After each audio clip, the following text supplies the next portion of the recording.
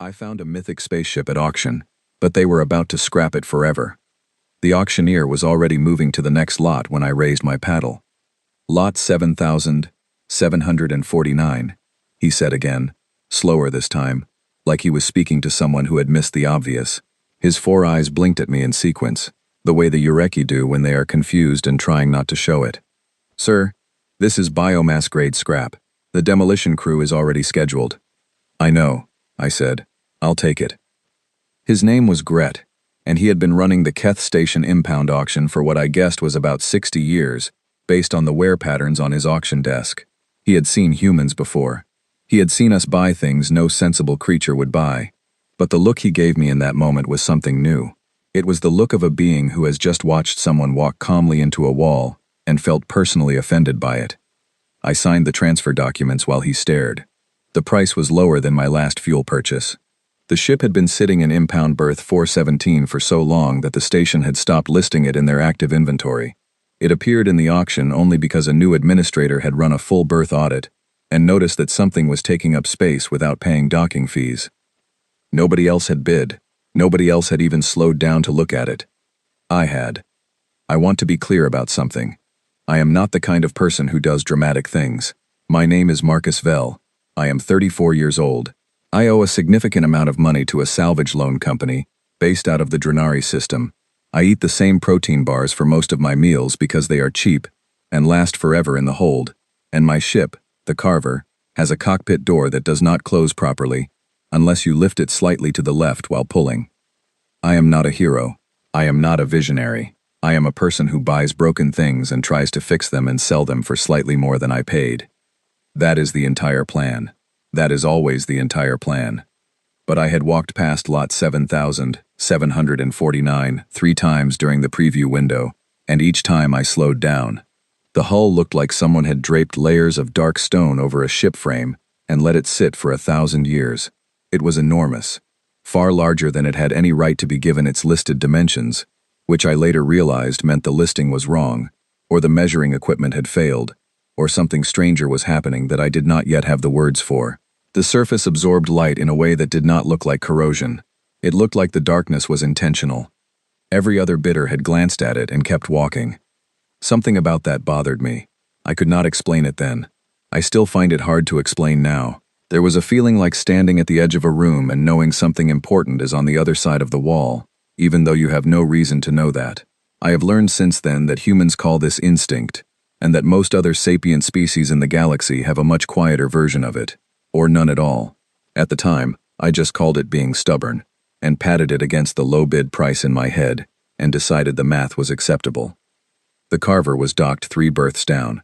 I walked to lot 417, used my new transfer codes to open the cargo ramp, and stepped inside. The inside of the ship was not what the outside promised. I had expected a cramped wreck, sparking wires, collapsed bulkheads, the smell of a vessel that had given up. Instead, I stepped into a corridor that stretched further than it should have given the hull dimensions, lit by a faint blue-gray light that had no visible source. The walls were smooth, the floor was solid, and the air, this is the part I kept coming back to, the air smelled clean.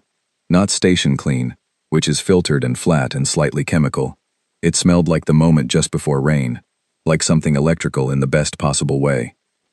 The walls were covered in markings, not scratches or damage, deliberate markings, carved or grown into the surface, repeating and shifting in patterns I could not follow. I ran my translation rig over them for about 6 minutes before it gave up and displayed an error message that said, "No matching linguistic framework." My translation rig speaks 47 languages. It has never displayed that error before. I walked deeper into the ship. Most of the systems I passed were dormant.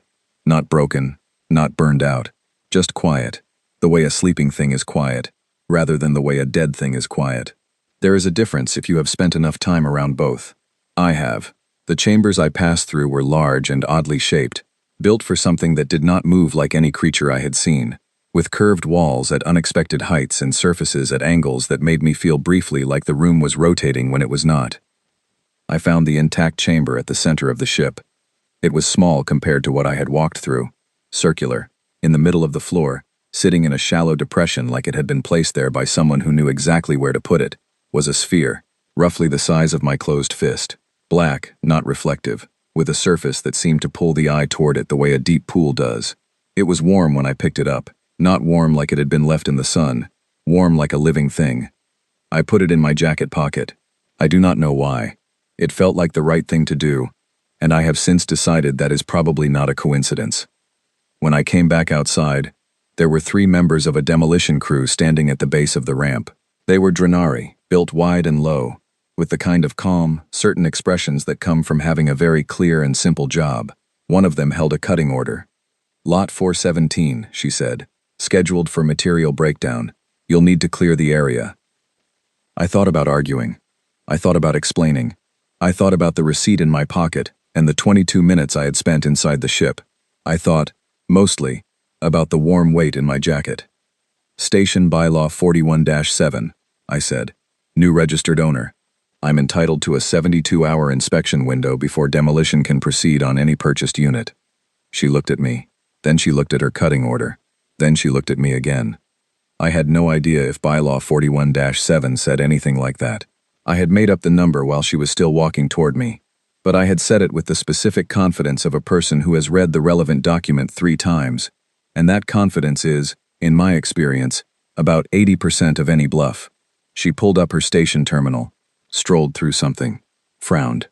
72 hours, she said finally. Then we proceed. Understood, I said. Thank you for your professionalism. She gave me the look that Gret had given me, the wall-walking look. Then she and her crew left. I stood alone on the dock at Keth Station, berth 417, with a receipt for the strangest ship I had ever seen, and 72 hours to figure out what I had actually bought. The station noise was constant around me. Cargo loaders, docking announcements, the low hum of a port that never stops moving. None of it felt as loud as the quiet coming from inside the ship at my back. I reached into my jacket pocket and wrapped my hand around the black sphere, just to feel that it was still warm. It was. It was very warm now, actually. Warmer than when I had picked it up.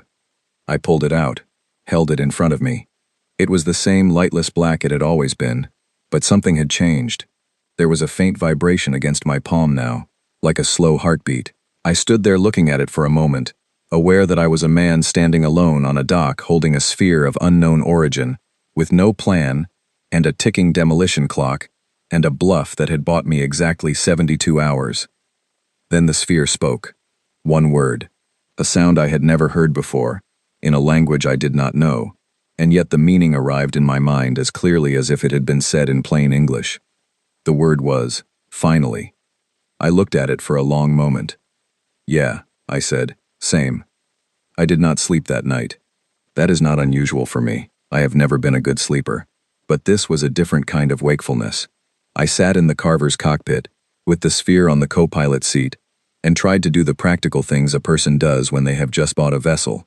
Inventory the systems, assess the damage, draw up a repair estimate. But every time I opened a diagnostic window, my eyes drifted to the sphere. It had not spoken again.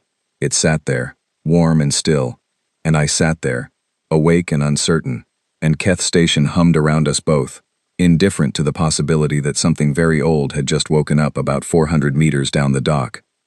By the time the station lighting shifted to its dim morning cycle, I had made exactly 2 entries in my repair log.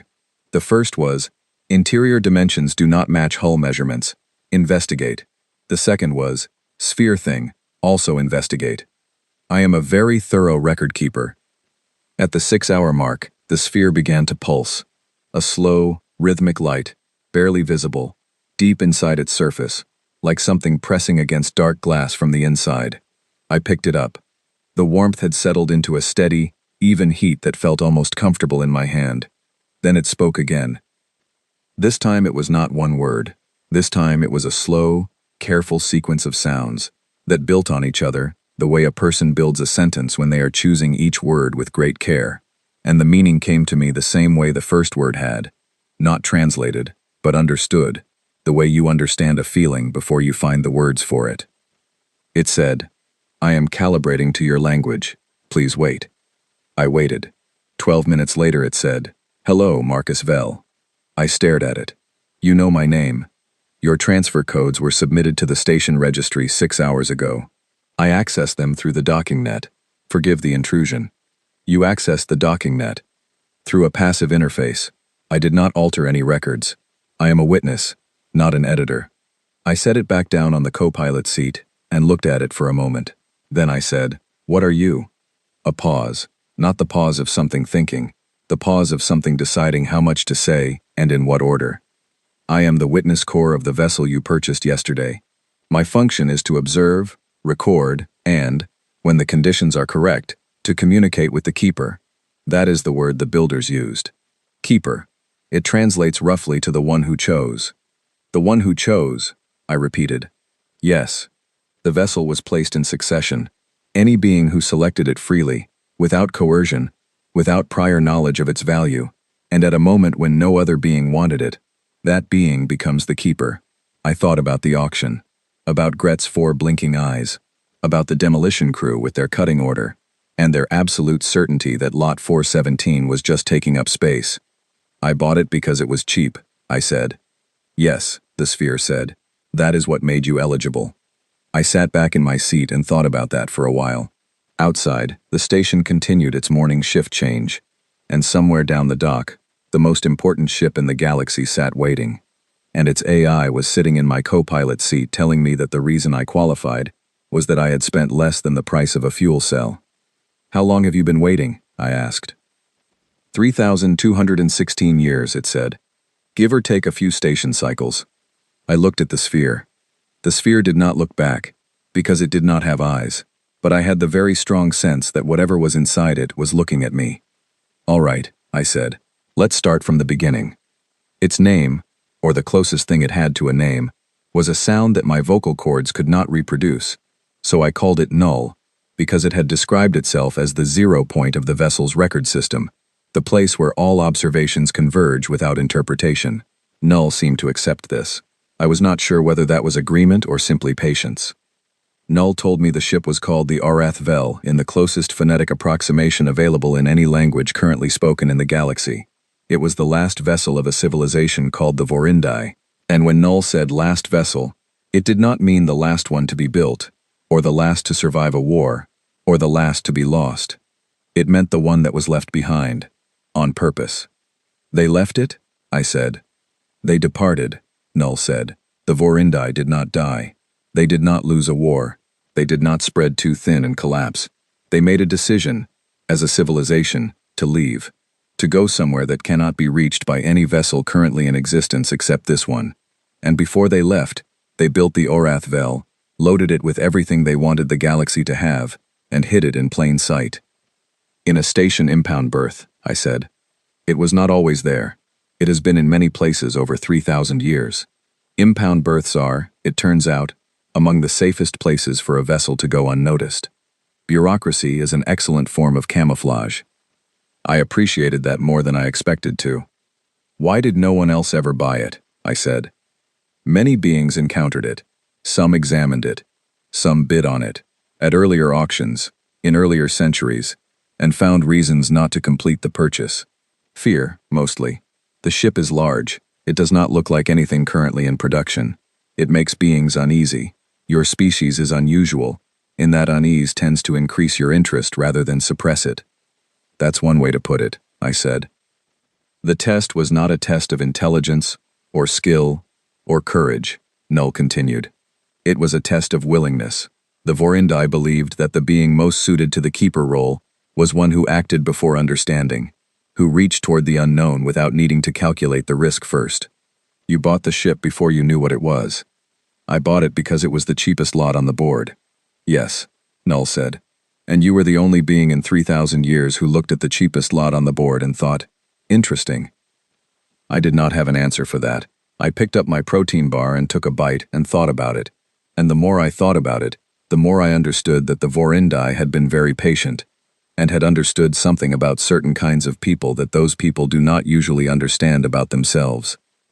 I put the bar down and sent a message. Her name was Nina Oren, and she was the most annoying person I had ever had a useful conversation with.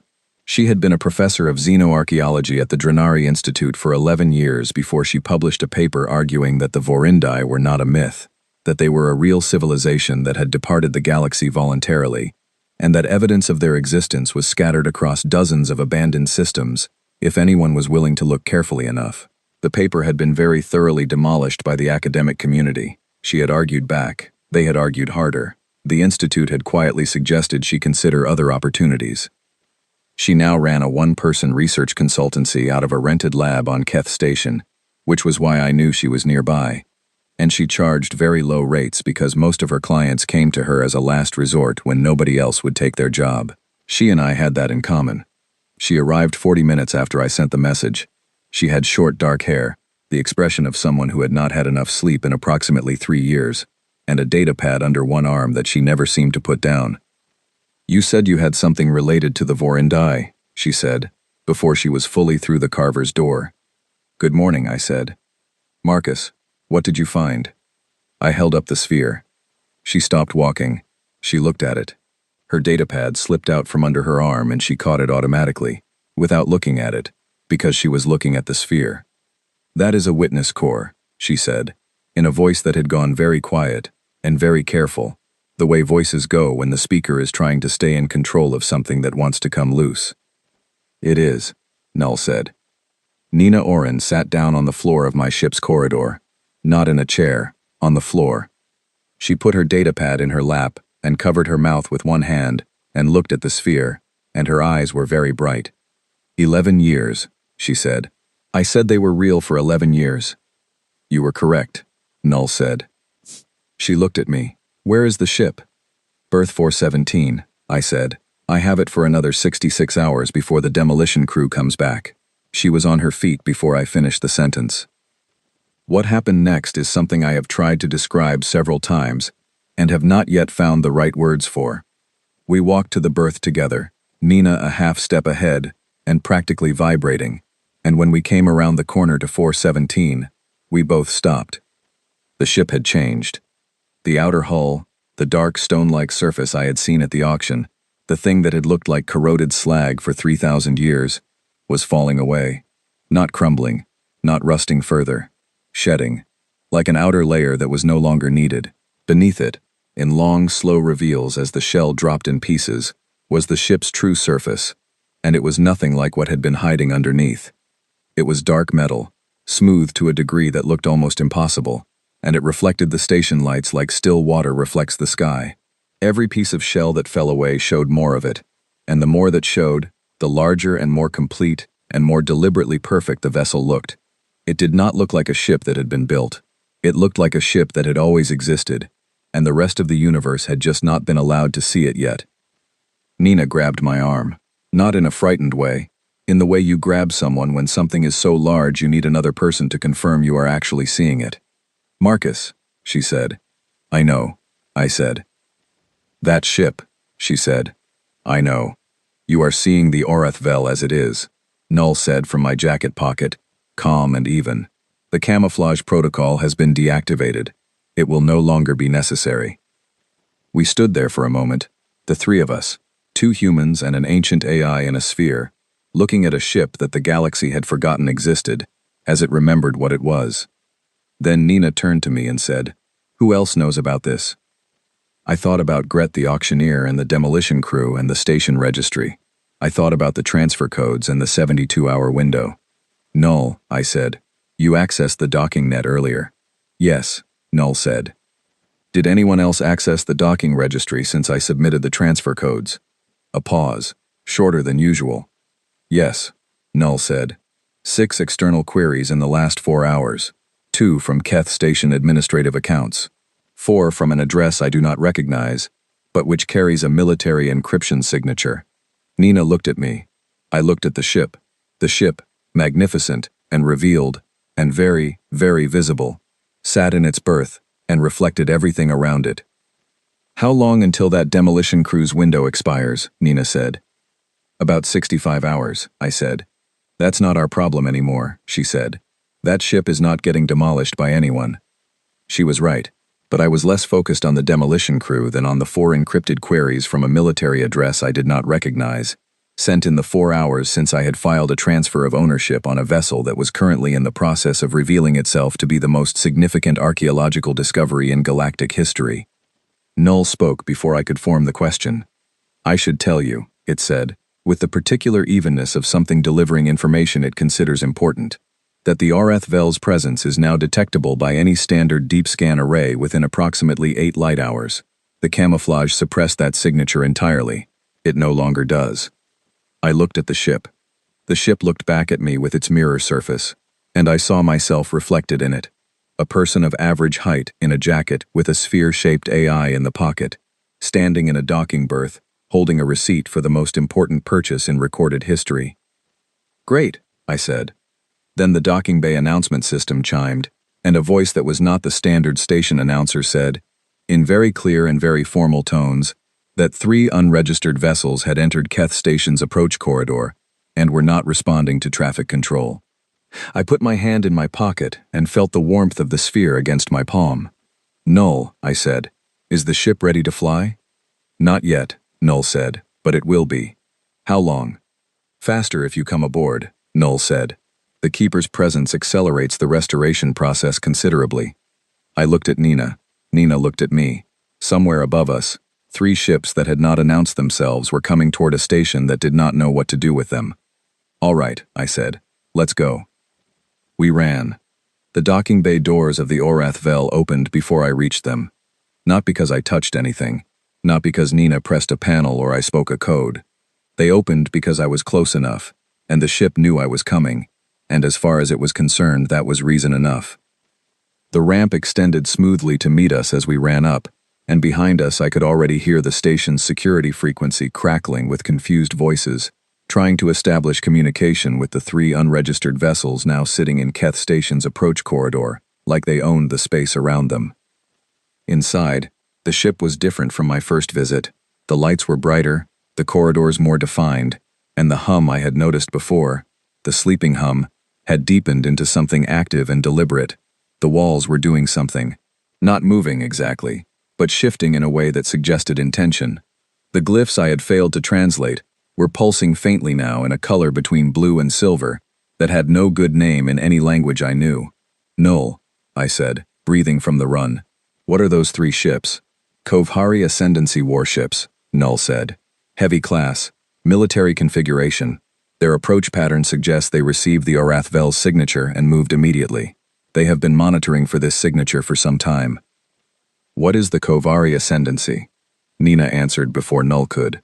She was pulling up her data pad as she walked, navigating the corridors of an alien ship by following the lights that seemed to be actively guiding her. "Theocratic Empire. About 40 systems. They have worshipped the Vorindai as gods for at least 2,000 years, maybe longer. Their entire state religion is built around the belief that the Vorindai will return and favor those who kept their legacy sacred." She looked up from her pad. "Which means they are not going to be pleased that a salvager from Earth just bought their god's last ship at an impound auction for less than a fuel cell." "Accurate," Null said. We reached the central chamber, the one where I had found the sphere, and it was no longer a small, sparse room. It had opened up, the walls having retracted or reconfigured during the restoration process, into a space that was clearly designed as a bridge, not in the way a military vessel has a bridge, with rows of stations and blinking readouts. More like the inside of a place that thinks. Curved surfaces, covered in the living glyph script, a central position that was not quite a chair, but that I found myself standing in naturally, and a forward view that should have shown the inside of a docking berth wall, but instead showed the entirety of Keth Station's approach corridor, as if the hull were transparent. 3 ships hung in the approach corridor. They were large and angular, built in a style that was all right angles and forward aggression, painted in deep red with gold lines along their hull seams. Even at this distance, they looked like something designed to make you feel small. A channel opened. I did not touch anything to open it. The ship opened it, because someone on the other side was hailing, and the Arath-Vel, it seemed, considered it the Keeper's right to hear what anyone addressing the vessel had to say. The voice that came through was formal and very, very controlled, with the particular edge of someone who is furious and has decided that fury is beneath them. "Unidentified occupant of the vessel designated Arath-Vel," the voice said. "I am High-Voiced Avan, Fleet Priest of the Kovhari Ascendancy, 3rd seat of the Sacred Remembrance Council, and ordained guardian of the Vorindai legacy. You are in possession of a sacred object belonging to the Kovhari people, and to the divine lineage of the Vorindai themselves. You will surrender the vessel immediately and present yourself for a formal custody transfer. Failure to comply will be treated as an act of desecration against the Kovari faith, and the armed response that follows will be both immediate and final. A pause. Please acknowledge, he said. I looked at Nina. She raised her eyebrows at me, the expression of a person who is very interested to see what I am about to do. I looked at the forward view. 3 warships, heavy class, military configuration. High voice Devon, I said. Thank you for reaching out. My name is Marcus Vell, registered owner of this vessel as of yesterday morning. Keth Station Impound Transfer Reference Number 7749, filed under the Keth Station Commercial Exchange Registry, countersigned by Auctioneer of Record Gret of the Ureki Administrative Staff. I kept my voice very steady and very pleasant. I want to make sure I understand the situation correctly before we proceed. Are you filing a formal legal challenge to a completed commercial transfer? Because if so, I want to make sure you have the right forms. The Keth Station dispute resolution process has a 48-hour filing window from time of sale, and I want to make sure your paperwork is in order before the deadline passes. Silence. Not the silence of someone formulating a response. The silence of someone who has delivered what they consider an overwhelming and obvious ultimatum, and has just been handed, in return, a question about paperwork deadlines. This is not a legal matter, Devon said, and his voice had lost some of its control now, the way a fire loses shape when wind hits it wrong. This is a matter of sacred authority. The Kovari Ascendancy does not recognize the jurisdiction of a commercial exchange registry over a divine artifact. Understood, I said. In that case, could you send me the relevant authority documentation? The Keth Station Legal Office will need to see the Kovari Ascendancy's claim to jurisdictional override before I can process any transfer request. It's just protocol. I'm sure you understand. Another silence. Longer this time. Nina had her hand over her mouth and was looking at the far wall very carefully, the way a person looks at a wall when they are doing everything possible not to laugh. You are buying time, Null said quietly, so only I could hear. Yes, I said. The ship will be flight ready in approximately 90 minutes. Then I need about 90 minutes worth of bureaucratic confusion. I see, Null said. And then, after a small pause, you are interesting. Thank you, I said. High-voiced Devon's response came back sharp and clipped. Vel, I will not engage in this kind of delay tactic. The sacred vessel of the Vorindai is not a transaction. It is not a line item on a commercial register. You are a human, from a species that has been in space for what, a few centuries? Sitting in the bridge of a vessel built by beings your kind will never fully comprehend, and you are asking me for paperwork. I'm asking you for documentation of your claim. Yes, I said. It's a very reasonable request. 90 seconds to weapons lock, Nina said quietly, reading something off the ship's forward display that had resolved into a tactical summary while I was talking. Null, I said, keeping my voice even. What are our defenses like?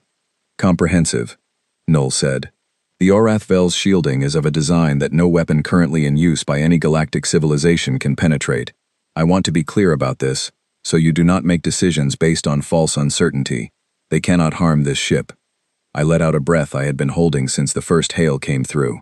Can we harm them? Yes, considerably. Are we going to?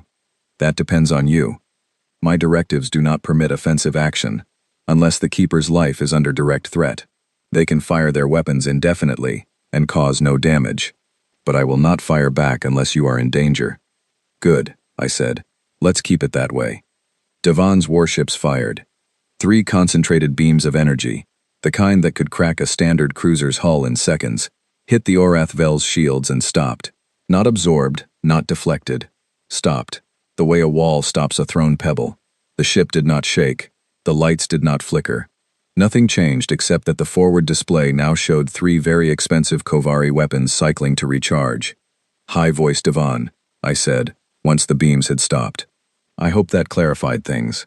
I am going to give you a moment to reconsider your approach. A very long silence. Then a different voice on the channel. Younger, less controlled in the way that meant not that it was angrier, but that it was more honest. Keeper, it said. My name is Tev. I am a scholar attached to the fleet. Forgive me, High Voice. I need to say something. Devon's voice cut in sharp. Scholar Tev, you are not authorized to. I know, Tev said. I know I am not authorized. I am saying it anyway. A breath. Keeper. The texts say, the ones the high voice has never allowed the broader council to see. The old texts say that the ship will only open for one who chooses freely, without knowing what they choose. That is the language. That is exactly the language. We have been waiting for this. Our own scripture predicted you. Silence from Davin, a different kind of silence. Nina was looking at me with an expression that said she had found something on her datapad, and it was significant. Null, I said low, is that true? It is consistent with what I know of Kovari theological texts. Yes, Null said. Several early Kovari scholars understood the Keeper prophecy correctly. That understanding was later suppressed in favor of interpretations that positioned the Kovari themselves as the rightful inheritors of the vessel. It is a common pattern. Tev, I said into the open channel.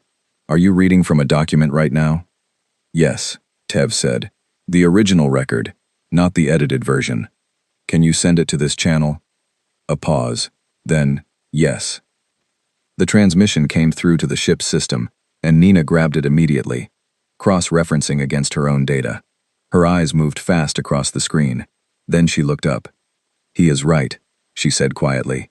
The Kovari's own source text says the vessel would respond to an unchosen choice. Someone who picked it without knowing what it was. Their entire argument for sacred custody falls apart if this document is authentic. She looked at the datapad again, and it looks very authentic. On the forward display, Devon's warships had not moved, but they had also not fired again. High voice Devon, I said. I am not your enemy. I did not buy this ship to insult your faith. I bought it because I thought it was an interesting piece of scrap.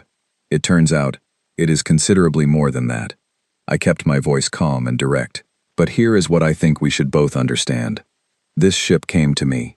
Not because I am special, not because I am powerful, and certainly not because I am a Kovari elder.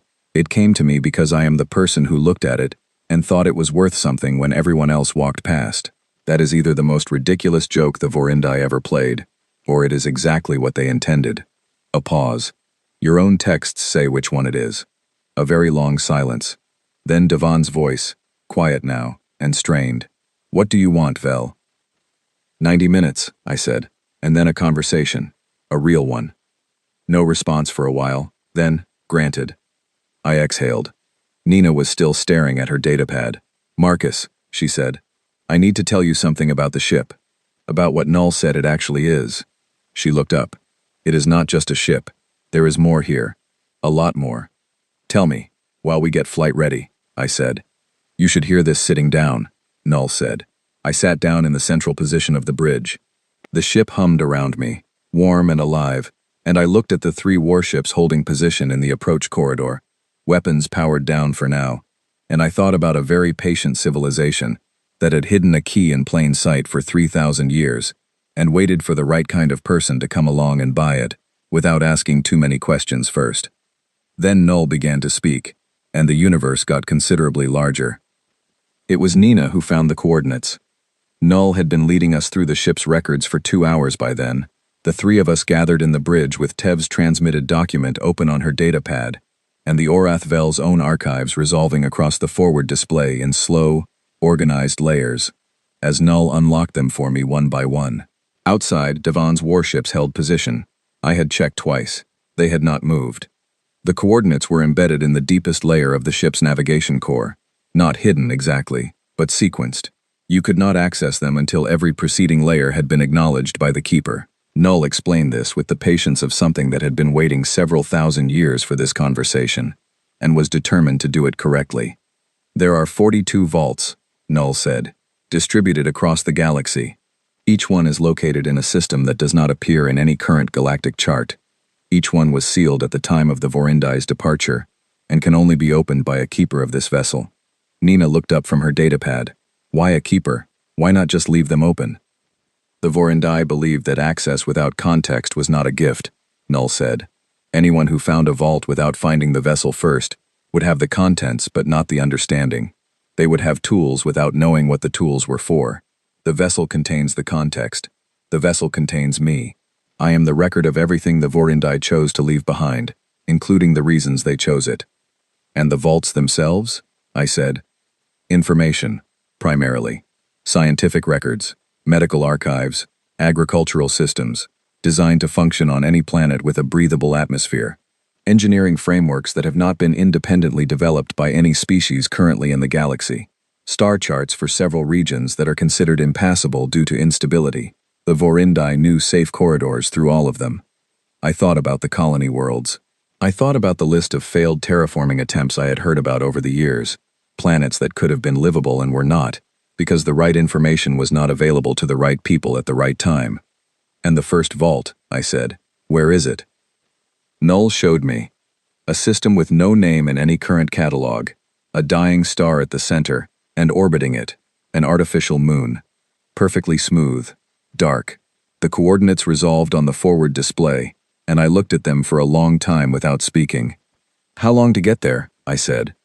At full drive, approximately 4 hours. Can we leave now? Yes, Null said. The ship is fully restored. All systems are nominal. I looked at Nina. She was already pulling up her own navigation data, cross-referencing the coordinates with her personal records, looking for any trace of the system in any database she had access to. She found nothing, which I could tell because she stopped moving and stared at the screen with the expression of a researcher seeing a genuinely blank space. It is not in anything, she said. Not in the Drenari records. Not in the Kovari charts. Not in any of my sources. It would not be, Null said. The Vorindai removed these systems from the navigational record at the time of their departure. They did not want the vaults found before the Keeper arrived. They removed entire star systems from the galactic record, I said. They were very thorough, Null said. I thought about that.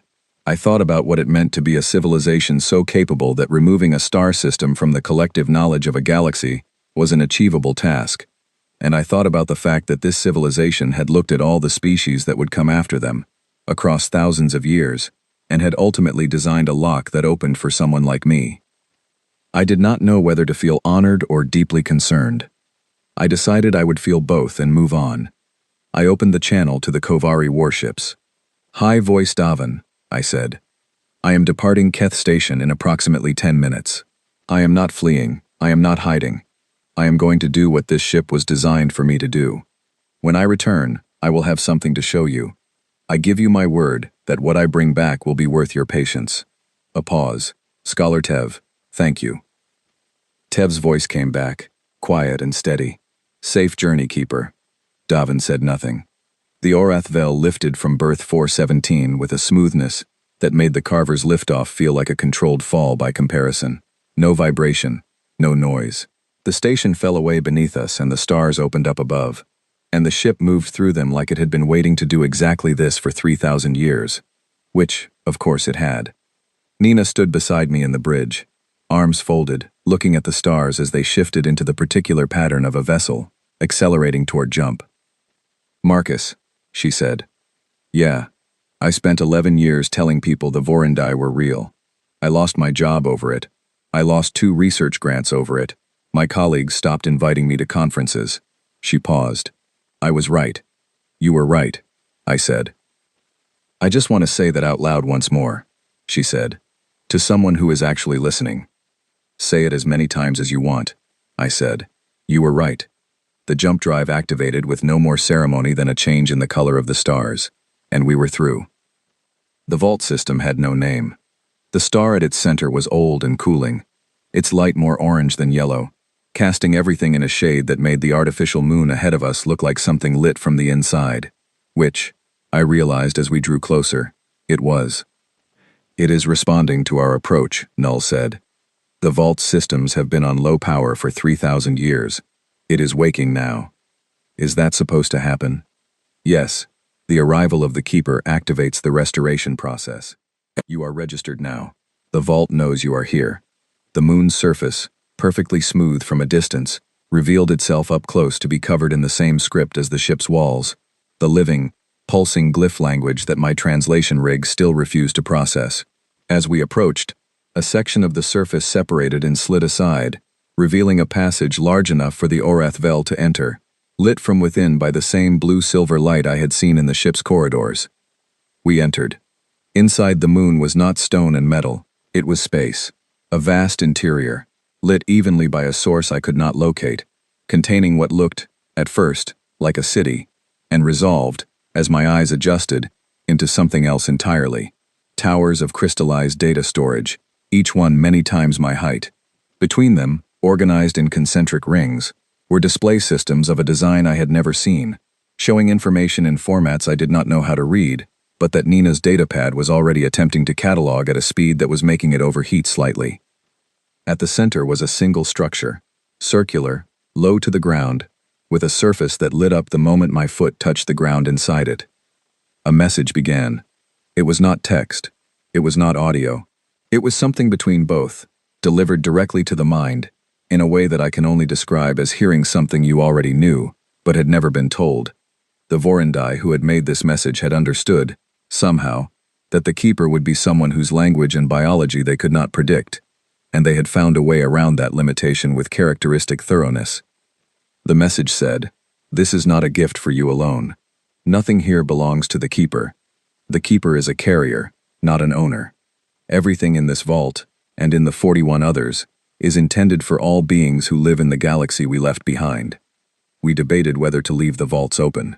We decided against it, not because we wanted to restrict access, but because we knew, from long experience, that information without relationship is just noise. You found this ship by choosing it before you understood it. That means you are capable of trusting what you do not yet know.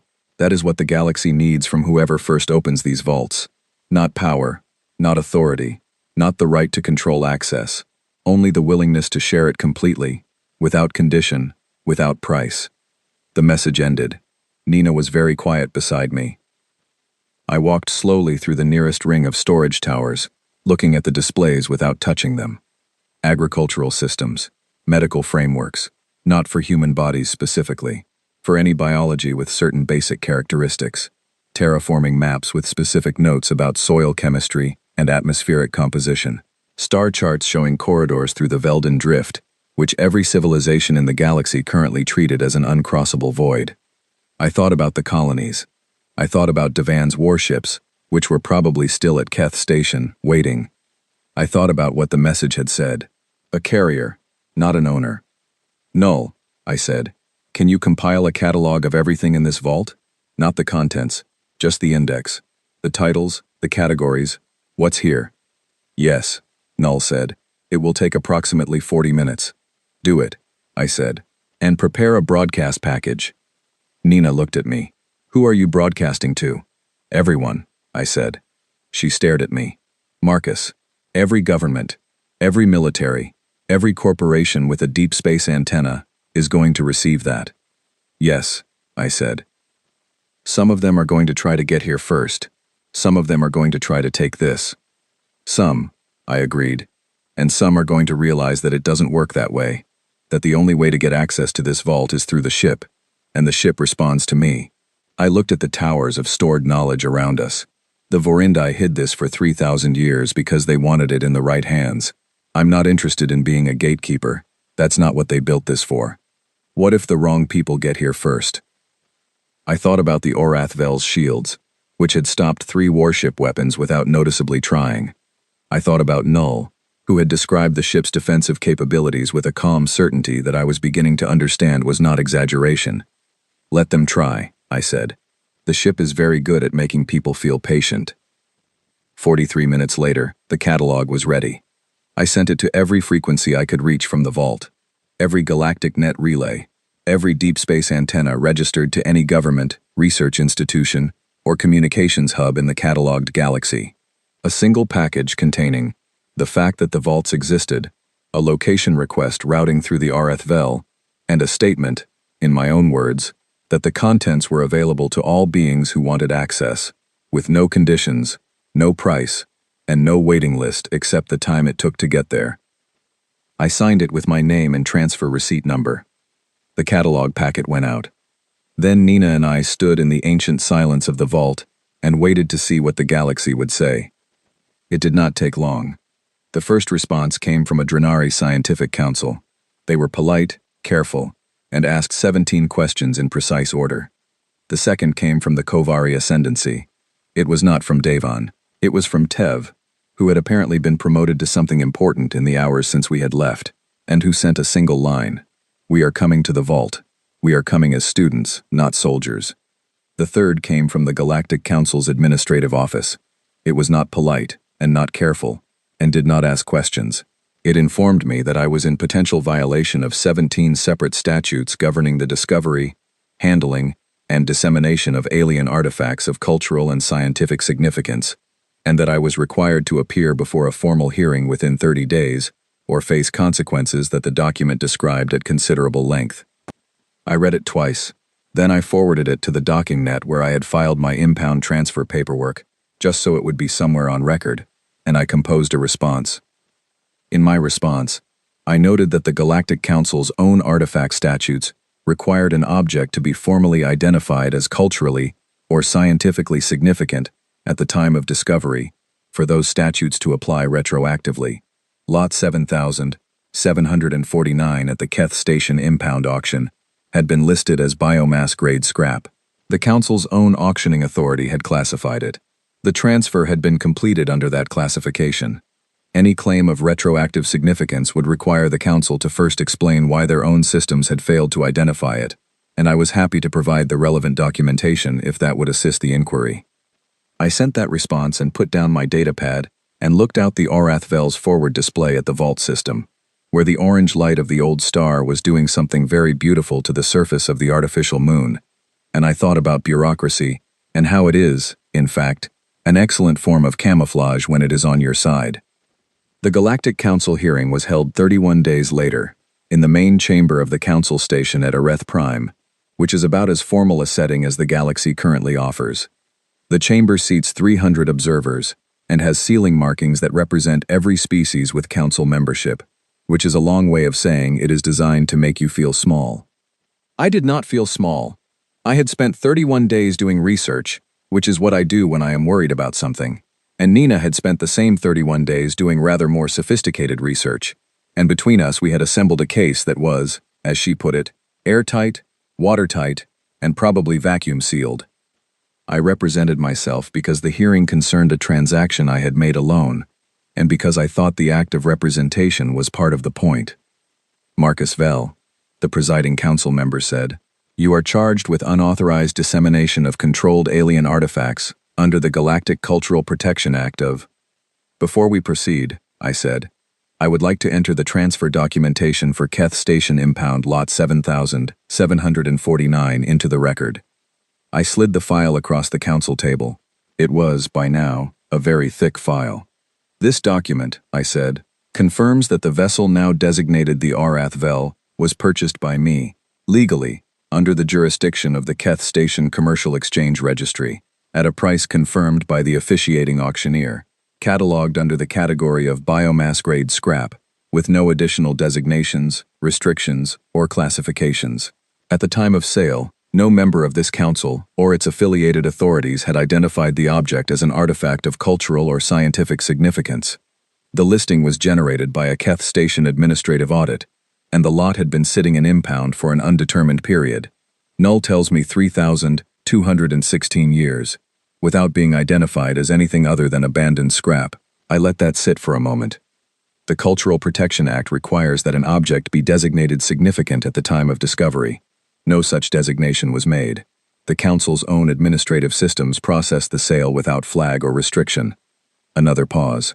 If you rule that the sale was invalid on the grounds of retroactive significance, you will invalidate approximately 40,000 other impound sales conducted on Council-affiliated stations over the last 50 years, most of which involved objects that were later found to be more valuable than listed. I have a summary of those sales if the Council would like to review them. I placed a second document on the table. The presiding member looked at it, then at me. Tev testified next.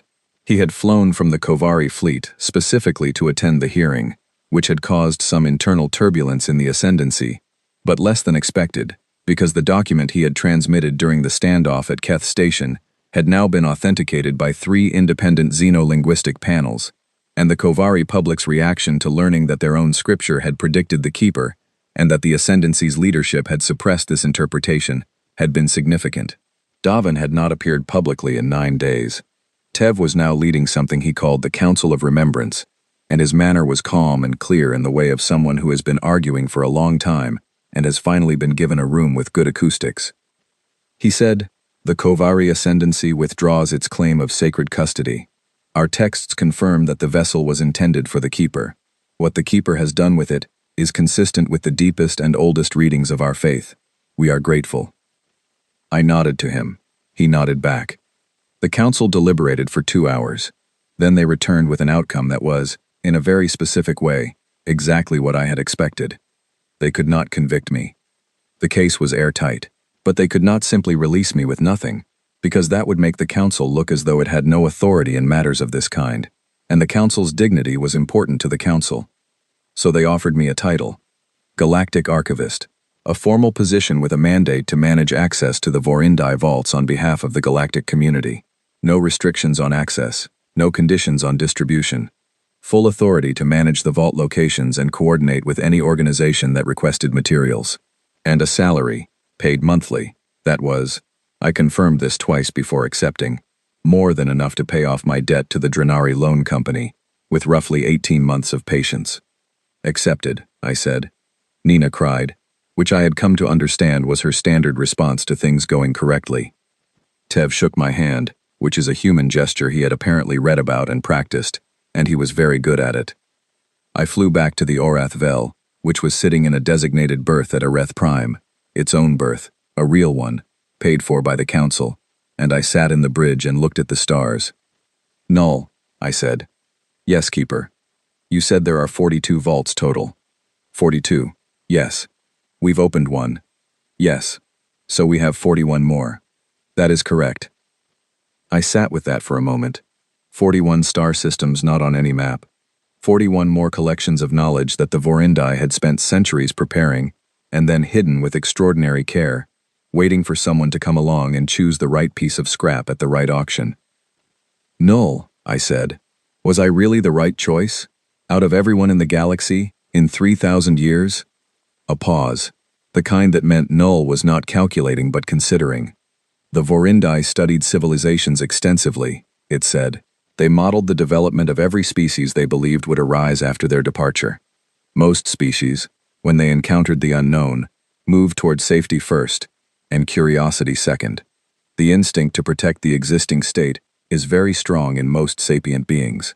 It produces stability, which is valuable, but it also produces the tendency to walk past a piece of scrap that does not look immediately useful." A pause. "Your species was modeled differently. Across projections, humans moved toward the unknown first. Not always wisely, not always with good results, but consistently, and they bought things without knowing why, and they fixed things that other beings had given up on, and they talked to objects that did not talk back, just to see what would happen." Another pause. "You were an excellent choice, Marcus Vel. I want to be clear about that." I sat in the captain's position of the most significant vessel in the galaxy, and thought about a debt I was finally going to pay off, and an archaeologist crying happy tears somewhere in the back of the ship, and 41 star systems waiting with their lights on. Nina's voice came over the internal comm. "Marcus, are we going?" "Yeah," I said. "Where are you?" "Cargo bay. I've been reorganizing your storage while you were at the hearing. You had a terrible system. I had a perfectly functional system. You had protein bars in a box labeled navigational equipment. They are in that box for navigational purposes. Snacks affect judgment." A pause. "I cannot tell if that is a real philosophy." "Neither can I said. "Get up to the bridge. We have 41 more stops." I fired up the engines. The Arath Vel lifted smoothly and cleanly, the way it always did, like the concept of effort did not apply to it. The stars were very bright outside the forward display. Null spoke once, quietly, before I set the first new coordinates. "The Vorindai would have been pleased," it said, "not because you were powerful or wise or extraordinary, because you were exactly who they were waiting for, and you did not know it, and you would have done it the same way even if you had." I looked at the stars. "I bought a ship for scrap value," I said. "Turns out the whole galaxy was the scrap. I'm keeping the rest." I set the coordinates. The jump drive activated. The stars moved. We had work to do.